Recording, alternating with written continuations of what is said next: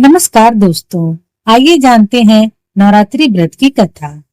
नवरात्रि का यह पर्व जगत जननी आदि शक्ति माँ दुर्गा के लिए समर्पित है। इस दौरान माँ दुर्गा के 9 रूपों की पूजा की जाती है।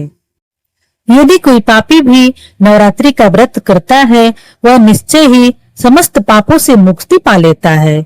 दोस्तों, देवी भागवत पुराण में नवरात्रि से जुड़ी महान व्रत कथा का वर्णन मिलता है।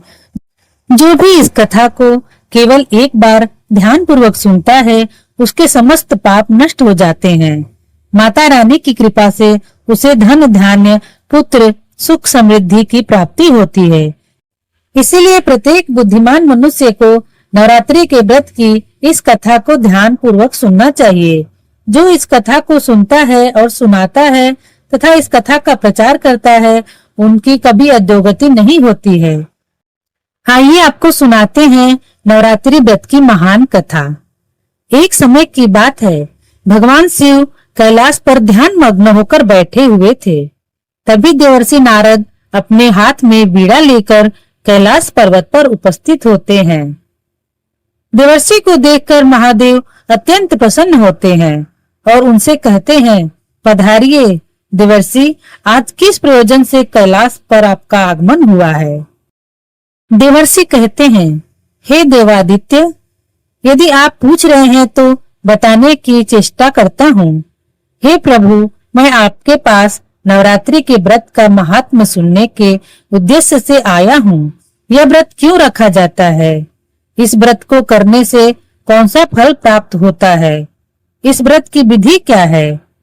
इस व्रत की विधि क्या है तथा इस व्रत के नियम क्या है? कृपया आप मुझे इन सब बातों का ज्ञान प्रदान कीजिए। महादेव कहते हैं, देवर्षि, आज आपने उत्तम प्रश्न किया है। आपके माध्यम से समस्त संसार को इस व्रत का महात्म्य पता चलेगा, इसलिए आप ध्यान से सुनिए। आज मैं आपको इस व्रत का महात्म्य सुनाता हूँ तथा इस व्रत को करने के विधि और नियम भी बताता हूँ। किंतु उससे पहले मैं आपको नवरात्रि के व्रत की एक महान कथा सुनाता हूँ। जो भी मनुष्य इस कथा का श्रवण करता है, उसके समस्त पापों का नाश होता है, उसकी दरिद्रता भी नाश होती है। इसलिए आप इस कथा को ध्यान से पूरा सुनिए और इसका प्रचार कीजिए। देवर्षि कहते हैं, हे प्रभु, कृपया आप मुझसे वह कथा कहिए। मैं इसे ध्यान से पूरा सुनूंगा और इसका प्रचार करूंगा। तब भगवान देवर्षि नारद को कथा सुनाते हैं। कौशल देश में एक अत्यंत दीन दरिद्र धनहीन एवं विशाल कुटुंब वाला सुशील नाम का एक वैश्य रहता था। उस वैश्य की अनेक संतानें थी जो कि कोई काम नहीं करते थे और धन के अभाव से वह हमेशा दुखी रहा करते थे। उनके पास करने के लिए कोई भी उद्योग नहीं था। रात्रि में जो भी कुछ खाने को मिल जाता वह वैश्य अनेक संतानों को खिला देता था और जो कुछ भी बच जाता उसी से अपना पेट भर लेता था। पूरा परिवार दिन भर भूखा रहता था और केवल रात्रि को ही कुछ थोड़ा सा अन्न खा लिया करता था। इस प्रकार से वह वैश्य स्वयं भूखा रहकर दूसरों का काम करके अपने परिवार का पालन पोषण करता था। वह स्वभाव से अत्यंत निर्मल और सज्जन था। वह धर्मपरायण, शांत, सदाचारी, सत्यवादी, क्रोध न करने वाला, धैर्यवान और अभिमान रहित था। वह प्रतिदिन देवताओं और पुत्रों का पूजन करता, अपने द्वार पर आए हुए अतिथियों की पूजा किया करता था और सभी को भोजन कराने के बाद जो भी कुछ बच जाता उसी से अपना गुजारा चला लिया करता था। कुछ समय बीतने के बाद विद्वान ब्राह्मण उस सुशील नाम के वैश्य के घर आया। सुशील ने ब्राह्मण को दान देकर उनका सेवा सत्कार किया तथा उन्हें हाथ जोड़कर प्रणाम करके अत्यंत व्याकुल होकर उस ब्राह्मण से इस प्रकार कहने लगा, हे ब्राह्मण देवता, यदि आप हमारे अतिथि धर्म से प्रसन्न हैं तो क्या हम आपसे कुछ पूछ सकते हैं? फिर वो ब्राह्मण कहने लगे, महात्मा, आपकी चर्चा तो चारों तरफ है कि आप एक महान दानी हैं। आप अतिथियों का स्वागत प्रेम से करते हैं, इसी कारण से मैं आपके पास आया हूँ। कृपया आप संकोच न करते हुए आपकी जो भी शंका हो पूछ लीजिए। तब वह वैश्य कहता है कि हे ब्राह्मण देवता, कृपया करके आप मुझे बताइए कि मेरी दरिद्रता का नाश निश्चित रूप से कैसे हो सकता है। इस दरिद्रता के कारण मैं अपने परिवार का पालन पोषण नहीं कर पा रहा हूँ। हे ब्राह्मण देवता, मुझे धन की अभिलाषा नहीं है, किंतु मैं आपसे कोई ऐसा उपाय पूछ रहा हूँ जिससे मैं अपने कुटुंब का पालन पोषण करने के लिए समर्थ हो जाऊं। मेरे पुत्र पुत्रियों भूख से पीड़ित होकर भोजन के लिए बहुत रोते हैं और मेरे घर में इतना अन्न नहीं रहता है कि मैं उन्हें एक मुट्ठी अन्न भी दे सकूं। उनका भूख मुझसे देखा नहीं जाता। आज मैंने अपने रोते हुए बालकों को घर से निकाल दिया है और वो कहीं चले गए हैं, इसलिए मेरा हृदय शोक अग्नि में जल रहा है। धन के अभाव में मैं क्या करूं? मेरी पुत्री का भी विवाह का समय हो गया है, किंतु उसका विवाह करने के लिए मेरे पास कुछ भी नहीं है। कन्यादान का भी समय बीता जा रहा है। हे प्रभु, इसी कारण मैं बहुत चिंतित हूँ। हे दया निधान, आप तो विद्वान हैं, आप अवश्य ही मुझे कोई ऐसा तप मंत्र तथा उपाय बताइए जिससे मैं अपने परिवार का पालन पोषण करने में समर्थ हो जाऊं। हे महाभाग्य, हो सकता है कृपया आप अपने ज्ञान के बल से विचार करके मुझे कोई उपाय बता दीजिए। इस प्रकार से उस वैश्य के द्वारा याचना करने पर उस ब्राह्मण ने बड़ी ही प्रसन्नता पूर्वक उस वैश्य से कहा, हे वैश्य, मैं तुम्हारी दुख का कारण समझ सकता हूँ। चिंता मत करो, मैं तुम्हें अवश्य ही उपाय बताता हूँ। तुम अब नवरात्रि के व्रत का अनुष्ठान करो। इसमें तुम भगवती की पूजा और हवन करो, देवी के मंत्रों का उच्चारण करो। इससे तुम्हारे सभी कार्य सिद्ध हो जाएंगे, तुम्हारी दरिद्रता भी नष्ट हो जाएगी। ब्राह्मण देवता बोले, हे वैश्य, नवरात्र नामक इस पवित्र तथा सुखदायक व्रत से बढ़कर इस पृथ्वी लोक पर अन्य कोई व्रत नहीं है।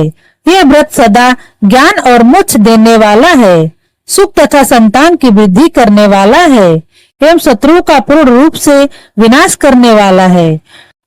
वनवास गमन के दौरान देवी सीता के वियोग में अत्यंत दुखी होकर प्रभु श्री राम ने किष्किंधा पर्वत पर इस व्रत को किया था। इसी व्रत के प्रभाव से उन्होंने महासागर पर सेतु की रचना करके रावण और उनके पुत्रों का संहार किया था, सीता को प्राप्त किया था। महादेव कहते हैं, हे देवर्षि, इस प्रकार से ब्राह्मण नवरात्र के व्रत का महत्व उस वैश्य को सुना दिया, जिसे सुनकर वह वैश्य बहुत प्रसन्न हुआ और उसने उस ब्राह्मण को अपना गुरु मान लिया और उनसे देवी के मंत्र की दीक्षा ली। तत्पश्चात उस वैश्य ने अत्यंत भक्ति पूर्वक नवरात्रि के उस मंत्र का जाप किया और अनेक विधि तथा उपायों से भगवती का पूजन किया। इस प्रकार से उस वैश्य ने 9 वर्षों तक नवरात्रि के व्रत का अनुष्ठान किया। फिर 9वें वर्ष के अंत में अष्टमी तिथि को अर्धरात्रि में आने पर साक्षात महेश्वरी ने उस वैश्य को दर्शन दिए और कहा, हे पुत्र, मैं तुम्हारी भक्ति और पूजा से अत्यंत प्रसन्न हूँ। फिर माता कहती है, हे पुत्र, तुम्हें जिस वर की कामना है तुम निसंकोच होकर मांग लो। तुम्हें जो चाहिए वह मैं तुम्हें प्रदान करूंगी। साक्षात माँ दुर्गा को अपने सामने खड़ा हुआ देखकर उस वैश्य का अंग कांपने लगा, उसकी आंखों से आंसू छलकने लगे। माँ दुर्गा के उस अद्भुत दिव्य स्वरूप को देखकर वह वैश्य हर्ष से उत्साहित होने लगा। फिर उस वैश्य ने माता को प्रणाम करके कहने लगा, हे माँ, मैं आपके दर्शन करके धन्य हो गया। माता, आपके दर्शन अत्यंत दुर्लभ है।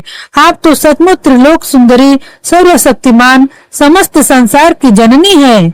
मुझ जैसे साधारण भक्त को आपने दर्शन देकर बड़ा उपकार किया है। हे माँ, अब मेरे मन में कोई कामना नहीं है। आपके दर्शन से ही मेरे सारे दुख मिट गए हैं। माँ, केवल मुझ पर इतनी कृपा कीजिए कि मेरे पुत्र पुत्रियों को पर्याप्त भोजन प्राप्त हो, जिससे उन्हें नित्य भूखा ना सोना पड़े। सुशील की विनम्रता और उसकी स्थिति को देखकर माँ दुर्गा ने मधुर मुस्कान के साथ कहा, हे पुत्र, मैं तुम्हारी सच्ची भक्ति और तुम्हारे तप से प्रसन्न हूँ। तुम्हारी दरिद्रता का अब अंत होगा, तुम्हारा घर धन्य धान से भर जाएगा और तुम्हारे परिवार की सारी समस्याएं समाप्त हो जाएगी। तुम्हारे बच्चों को भी अच्छा भविष्य मिलेगा और तुम्हारी पुत्री का विवाह भी जल्द होगा। तुम्हारी पीढ़ियां सुख और समृद्धि से पूर्ण होगी। इतना कहकर देवी दुर्गा अंतर्ध्यान हो जाती हैं। उसी क्षण सुशील वैश्य का घर प्रकाश से भर गया और उसकी दरिद्रता समाप्त हो गई। देखते ही देखते उसके छोटे से घर की जगह एक विशाल महल खड़ा हो गया। उस महल में स्वर्ण मणियों और बहुमूल्य रत्नों का भंडार भर गया। उसकी सारी संतानें खुश और तृप्त हो गई। सुशील के पास अब न केवल अपने परिवार के लिए अन्न था, बल्कि वह दूसरों की भी मदद कर सकता था। समय बीतता और सुशील वैश्य की पुत्री का विवाह धूमधाम से संपन्न हुआ। सुशील वैश्य अपनी भक्ति और श्रद्धा को कभी नहीं छोड़ा और माँ के प्रति आभार व्यक्त करता रहा। उसका जीवन अब आनंद और समृद्धि से भरपूर हो गया।